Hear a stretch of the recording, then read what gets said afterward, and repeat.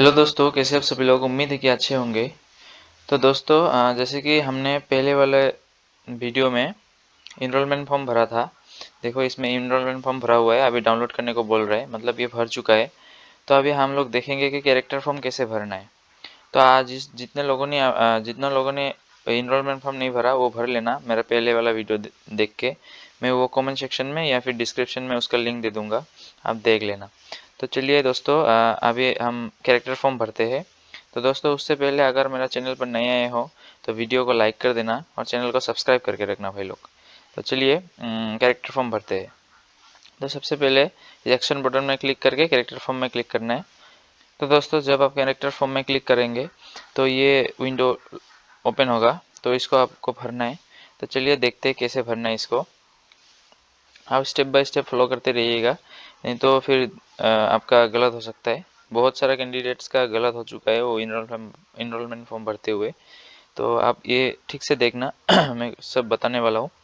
तो चलिए, पहले तो इसमें रैंक इनवैलिड वैल्यू दिखाएगा। इसको भरना नहीं है, छोड़ दो। और अपना नाम चेंज नहीं कर सकते, ये ऐसा ही रहेगा। तो इस 4 नंबर पॉइंट में बोला गया है कि अगर आप 21 ईयर्स के बाद कहीं बाहर रहे हो, इंक्लूडिंग पाकिस्तान, यहाँ पे लिखा हुआ है इंक्लूडिंग पाकिस्तान, अगर आप रहे हो तो इसमें वो भरना है, कहाँ रहे थे, उसका एड्रेस भरना है, कब से मतलब कितना डेट से कितना तक रहे थे उधर, कौन से स्टेट में, ये सब भरना है भाई। तो अगर आपने नहीं रहे तो ये स्किप कर देना, ये 4 नंबर पॉइंट नहीं चाहिए आप लोगों को। उसके बाद 5 नंबर पॉइंट में आता है फैमिली इन्फॉर्मेशन। इसमें आपका रिलेशनशिप देना है। पहले तो फादर मदर तो रहेगा ही, जैसे कि फादर दे दिया। फादर देने के बाद अपना पापा का नाम भरना है।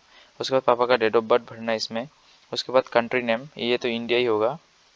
उसके बाद प्लेस ऑफ बर्थ, आपका पापा का जन्म कहाँ हुआ है वो डालना है। उसके बाद आपका पापा क्या करता है, ऑक्यूपेशन, वो डालना है। उसके बाद पोस्टल एड्रेस डाल देना है। उसके बाद परमानेंट होम एड्रेस, आपका जो एड्रेस है घर का वो डालना है, परमानेंट वाला। उसके बाद name of the district headquarter of the place mention in preceding column, इसमें जो डालना है बीएसएफ, आपका डिस्ट्रिक्ट में बीएसएफ हेडक्वार्टर का डिस्ट्रिक्ट कौन सा है। जैसे कि मेरा तो यहाँ पे गुवाहाटी होगा, क्योंकि मेरा कोकराझार में तो है नहीं बीएसएफ हेडक्वार्टर।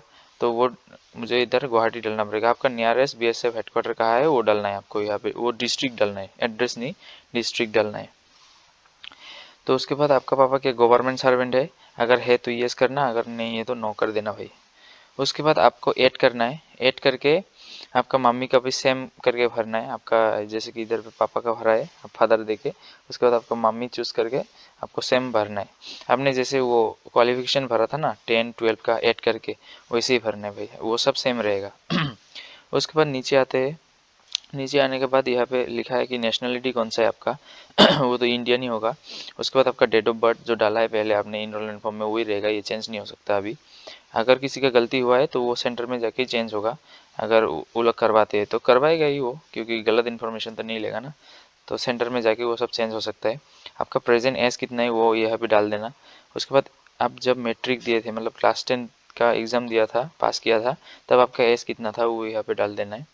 उसके बाद आपका रिलीजन क्या है, वो जो इनरोलमेंट फॉर्म में भरा था वही रहेगा, जैसे मेरा हिंदू, तो हिंदू ही रहेगा।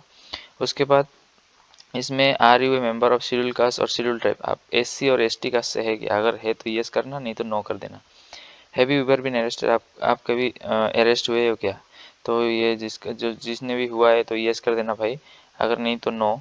Have you ever been prosecute, आपको कुछ किसी के कारण आपको हटाया गया है क्या किसी चीज़ से, अगर है तो यस करना, नहीं तो नो कर देना भाई।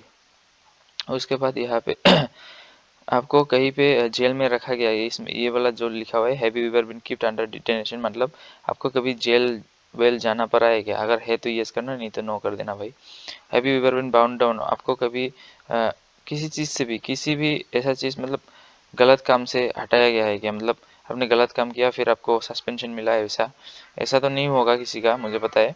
तो अगर आपका ऐसा हुआ है कुछ तो यस कर देना, नहीं तो नो कर देना भाई। यहाँ पे ज़्यादातर ऑप्शन नो ही रहेगा, क्योंकि इसमें कुछ ऐसा ही पूछा गया है कि have you ever been find by an court of law, आप कभी फाइन, मतलब आपको कभी कोर्ट ने फाइन देने को बोला है क्या, मतलब आपने कुछ गलती किया तो उसके हिसाब से आपको फाइन लगा है, कोर्ट ने लगवाया, ऐसा तो नहीं होगा किसी का शायद।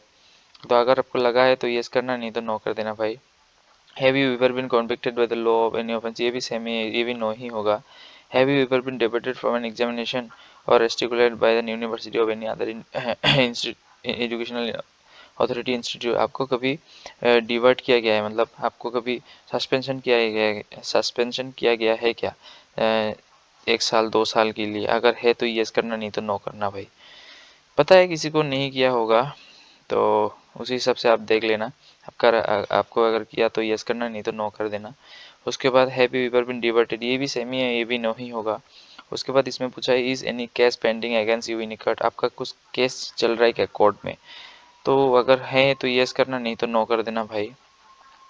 Is any case pending against you in university, ये भी सेम है, यूनिवर्सिटी में किस केस चल रहा है क्या, केस आपका पेंडिंग है क्या, आपने कुछ गलत काम किया हो, आप किसी ने केस कर दिया हो, वो चल रहा है क्या? अगर हाँ तो यस करना, नहीं तो नो करना। पता है नो ही होगा बहुत सारे लोगों का, हाँ रेयरली ऐसा केस होगा जिसका यस हो सकता है, वरना तो सबका ही नो ही होगा।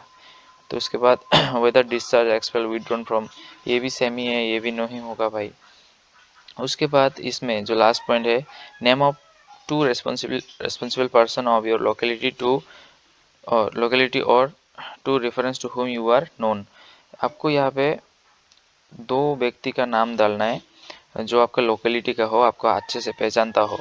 फादर मदर को छोड़ के आपका सिस्टर ब्रदर को छोड़ के किसी मतलब ओल्डर व्यक्ति का नाम डालना है, जो लोग आपको पहचानते हैं अच्छे से, आपका सपोर्ट में हो, वो सब का नाम डालना है। क्योंकि इसमें जिन 2 लोगों का नाम डालेगा उन दो लोगों से पूछा जाएगा कि वो व्यक्ति कैसा था, मतलब आपके बारे में पूछा जाएगा कि आप कैसे थे, कैसा है। मतलब जब पुलिस वेरिफिकेशन होगा, आप जब ट्रेनिंग में रहेंगे, जब आपका घर में पुलिस आएगा, तब इन दोनों व्यक्ति से पूछा जाएगा कि आप कैसे थे, आपका एटीट्यूड कैसा है, वगैरह वगैरह। पुलिस वेरिफिकेशन में इन दोनों व्यक्ति से ही बातचीत किया जाएगा। तो आप अच्छे से डाल देना इन दोनों का नाम, फिर आप यहाँ पे ये क्लिक करके ऑप्शन टिक करके आप सेव कर देना। तो फिर आपका ये कैरेक्टर फॉर्म सबमिट हो जाएगा। उसके बाद आप डाउनलोड कर लेना। फिर इसके नेक्स्ट वीडियो में मैं बताऊंगा कि नॉमिनी फॉर्म कैसे भरते हैं। तो आज के लिए दोस्तों इतना ही, आप ये अच्छे से भर लेना और आप सब्सक्राइब करके रखना चैनल को। जब मैं नॉमिनी फॉर्म भर दूंगा तो आप देख के वो भर लेना भाई। तो आज के लिए इतना ही दोस्तों, मिलते हैं नेक्स्ट वीडियो में, तब तक के लिए जय हिंद जय भारत।